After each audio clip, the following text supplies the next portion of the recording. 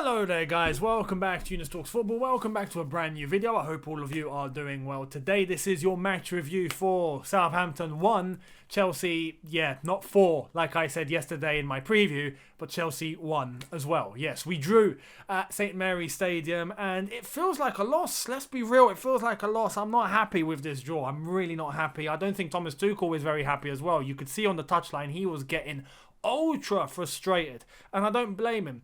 But there were some decisions made there by players on the pitch and by Thomas Tuchel that left me absolutely bewildered. But overall, we're going to get into the details very, very shortly. Before I do, I'm going to ask you guys, if you are new, hit that subscribe button, hit that notification bell to be notified once I've uploaded. And let's get into today's nitty gritty, starting off with the lineup. What did Thomas Tuchel go with in terms of a starting 11? He went with this. So he went with Edouard Mendy in goal. Azpilicueta, Rudiger and Kurt Zouma made a return today. Reece James as right wing back. We had Marcos Alonso as left wing back. Kovacic alongside the returning N'Golo Kante to replace Jorginho in central midfield. We had Mason Mount just ahead of the double pivot. And we had Tammy Abraham alongside Timo Werner up front. You could say the first half especially, but the first half we had dominance in the game. Full control, once again, complete possession, and everything looked, really, really smooth. However, we have this recurring theme now, where when we get to the final third, we don't know what to do, or we don't have the players capable to create or move into spaces that are going to pose some sort of threat and test the goalkeeper. When you look at the possession compared to the amount of shots we actually had on goal, it was night and day. Night and day. And the longer you do that for, the more you're going to give the opposition a chance to break you on the counter-attack and hit you with a surprise, which is exactly what happened. And Minamino, yes, not Minamito. I know in yesterday's preview by mistake I said Minamito and I don't know how. Don't ask me how. I don't know. I don't know what my mind was trying to process. No idea, but Minamino, right, is the name. And he got on the score sheet. A fantastic counter-attack, great movement.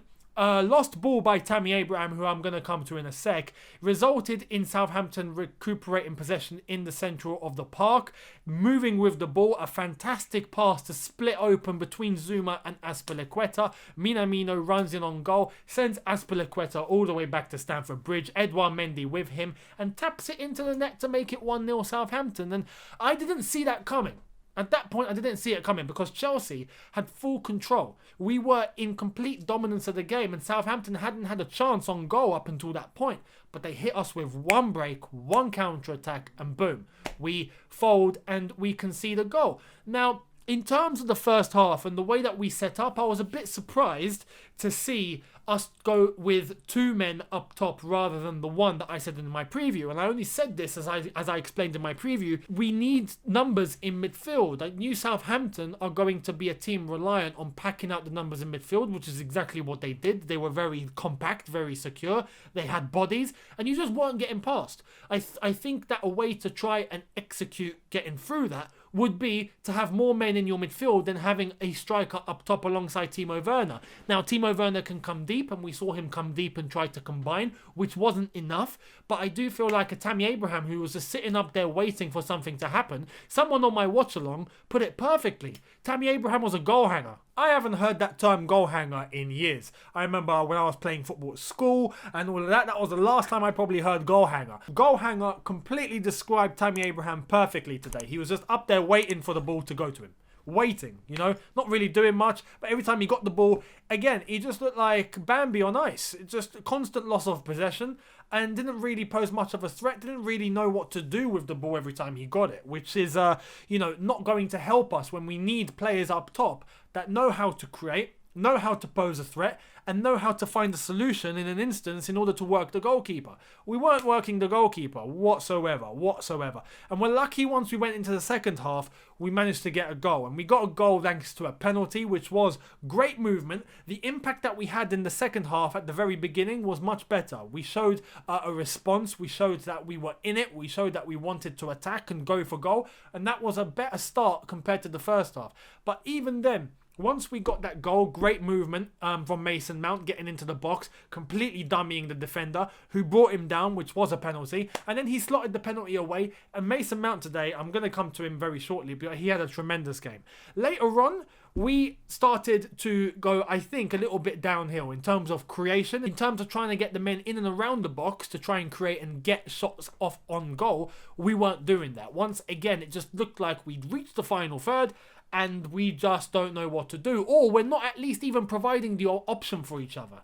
Now, in terms of Thomas Tuchel and some of the decisions he made, this was confusing because he brought on Callum Hudson-Odoi, which for me, to replace Tammy Abraham, perfect substitution. Perfect. At half-time, I said Tammy needs to come off. And he, rightly so, he needed to come off. I would have argued Reece James needed to come off as well. That way we can bring Callum Hudson-Odoi as a right wing back, and I would have brought on Ziyech as one of the 10s, which later on did happen anyway, but I would have brought him on sooner to combine with Callum Hudson-Odoi, Mason Mount and Timo Werner and hopefully get something going on. Tuchel went through a slightly different direction. He brought on Hudson-Odoi for Tammy Abraham, as I've said, correct decision. Later on, takes off Hudson-Odoi to bring on Ziyech.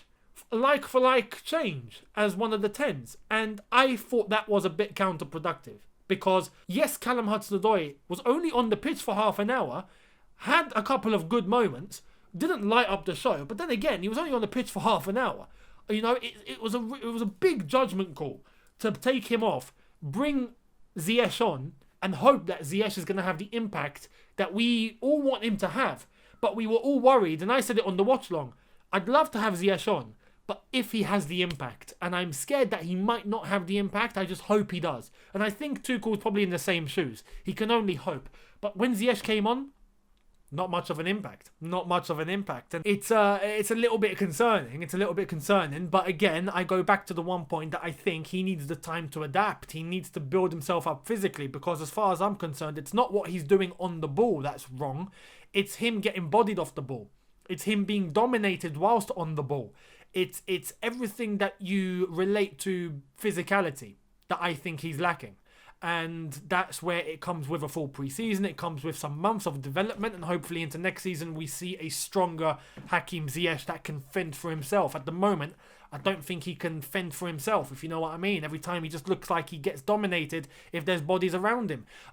So there was that change which completely confused me. And as long as Reece James did stay on, I just felt like he wasn't really contributing too much as he should to the attack, much like I think Callum Hudson-Odoi would have if he was a right wing back. And we needed a goal. Reece James had that one opportunity towards the end where he really should have taken one more touch and then put it in the net. He went for the shot and it went into Rosette. It's, you know, little calls like that, little individual mistakes that are costing us in terms of creating chances and working the goalkeeper. So yeah, there was that, and I felt there was an opportunity to potentially go to a back four in the last 15 minutes. In the last 15 minutes, we're chasing a goal, take off a defender, stick Giroud on. Have two up top again with Werner and Giroud, but this time in behind them, Mason Mount, Ziyech, Hudson-Odoi. Alonso, you could say, wasn't fantastic today. You could argue that Pulisic would have been a good man to bring on, but he wasn't available. For me, Pulisic would have been the perfect guy to go to on the bench who would have had an impact today. Why? Because we know he's powerful when he wants to be. He can dribble. He's quick. He can shoot. He can create chances. We needed all of that. In the final third, we needed someone that could do all of those attributes, and we didn't really have it. And that was the frustrating thing. And you could see Thomas Tuchel on the touchline, no matter what he was doing or no matter what he tried to get the players to do, you could just see from minute one he was frustrated.